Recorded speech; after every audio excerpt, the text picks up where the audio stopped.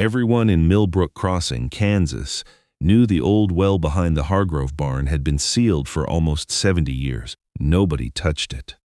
Nobody talked about it, except to warn children to stay away from the rotted boards covering the top. So, when 63-year-old Dorothy May Hargrove hired a backhoe and told the operator to start digging right there, half the county heard about it before lunch. Her neighbor, Earl Tibbetts, leaned on his truck at the fence line and laughed so hard he had to take off his cap and wipe his forehead. "Dorothy, that well's been dry since Eisenhower," he said. "Your daddy capped it for a reason."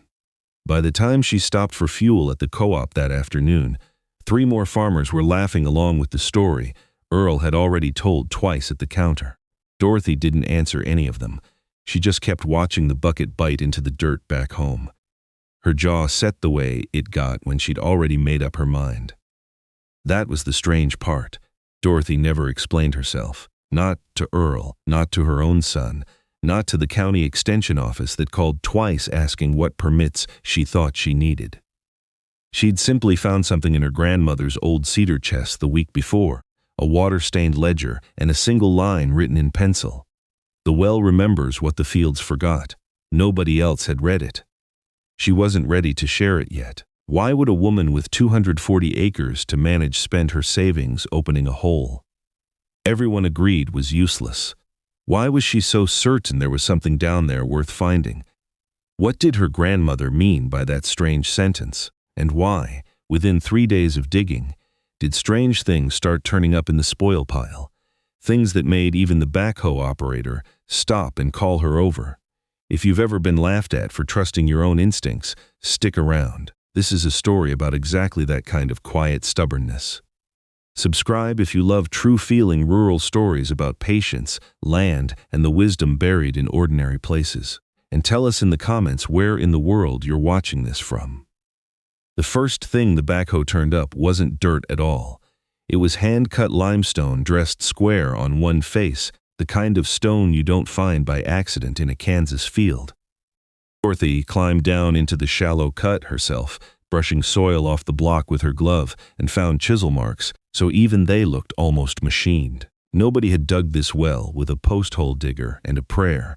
Someone had built it to last. 3 feet further down, the operator's bucket clipped something metal, a length of rusted pipe far too wide and far too deliberately laid to be ordinary plumbing.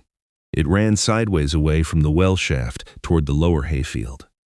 Dorothy stood there a long moment, hands on her hips, looking at the angle of it. Old hand-dug wells in this part of Kansas were simple shafts lined with fieldstone meant only to be drawn from with a bucket and rope. This well had been built to send water somewhere. That night she finally opened her grandmother's ledger at the kitchen table under the same lamp her mother had read by.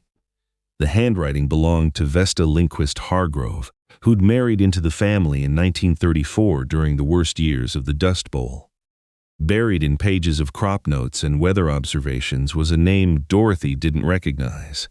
A federal soil conservation engineer named Holt, sent out under one of the New Deal programs to demonstrate water-saving methods on a handful of struggling Kansas farms.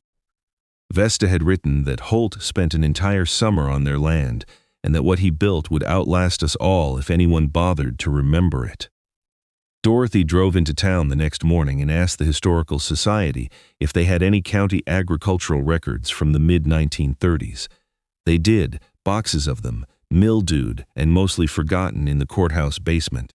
It took her 2 afternoons, but she found a single typed report. A Soil Conservation Service demonstration project, 1936, designed to capture water from a shallow limestone seam and distribute it underground to multiple points on a drought-stricken farm using nothing but gravity. The farm listed was hers.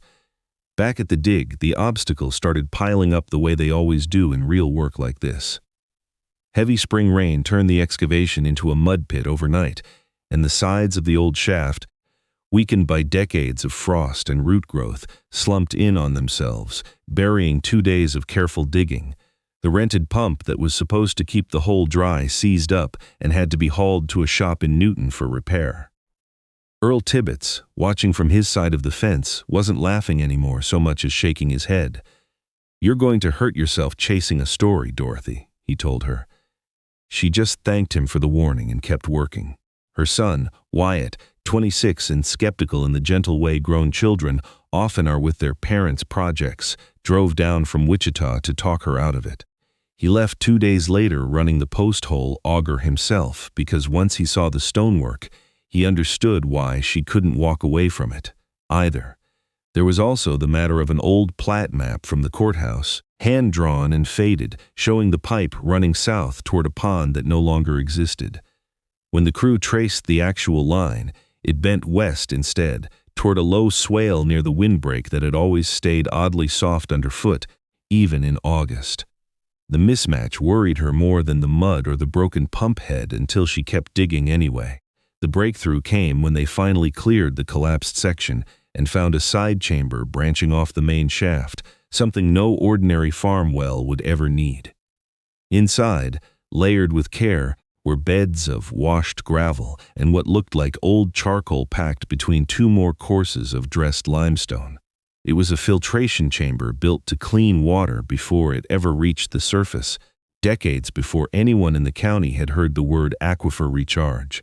Dorothy called the extension office again, this time asking for a hydrogeologist instead of a permit clerk. The well that everyone had mocked her for the reopening became in time the thing the whole township pointed to when they wanted to explain why the Hargrove farm seemed to weather hard years a little better than most. George Washington Carver once said that when you can do the common things of life in an uncommon way, you will command the attention of the world. Dorothy Hargrove never set out to command anyone's attention. She only wanted to understand a sentence written by a woman she'd loved in a ledger nobody else had thought to open. But in paying that kind of quiet attention to something ordinary, a dry hole in the ground that everybody else had stopped seeing, she uncovered a piece of wisdom her own family had been standing on unknowingly for 90 years. Sometimes the most important things aren't hidden at all. They're just waiting for someone patient enough to look.